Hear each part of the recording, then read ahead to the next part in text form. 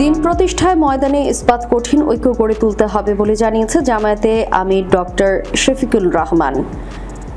তিনি বলেন, প্রত্যেকের উপরেই জুলুম নির্যাতন ছিল নিত্যসঙ্গী, মূলত ইসলামী আন্দোলনের উপর জুলুম নির্যাতনের ইতিহাসের ধারাবাহিকতা মাত্র। এই রক্তচক্ষুকে ভয় পেলে চলবে না, বরং সব বাধা প্রতিবন্ধকতা উপেক্ষা করে দিন বিজয়ের জন্য সবাইকে প্রাণান্তকর প্রচেষ্টা চালাতে হবে। শুক্রবার বিকেলে রাজধানীর মিরপুর 13-এর 4 নং ওয়ার্ড কমিউনিটি সেন্টারে মিরপুর পল্লবী ও কাফরুল জন জামায়াত যৌথ আয়োজিত রুকুন শিক্ষা শিবির 2025-এ প্রধান অতিথির বক্তব্যে তিনি এসব কথা বলেন।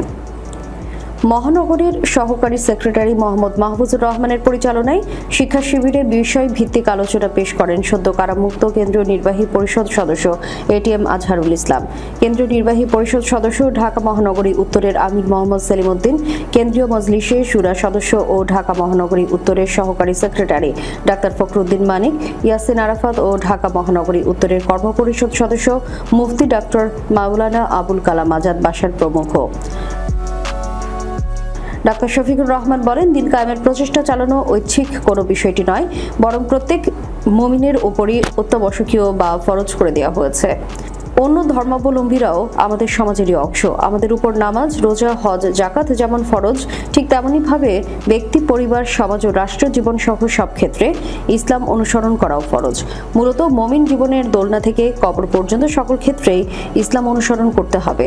তিনি দেশে ন্যায় ইনসাফের সমাজ প্রতিষ্ঠায় রুকন সহ ইসলামী আন্দোলনের সব স্তরের নেতাকর্মীকে ময়দানে যে কোনো ত্যাগ স্বীকারে প্রস্তুত থাকার আহ্বান জানান।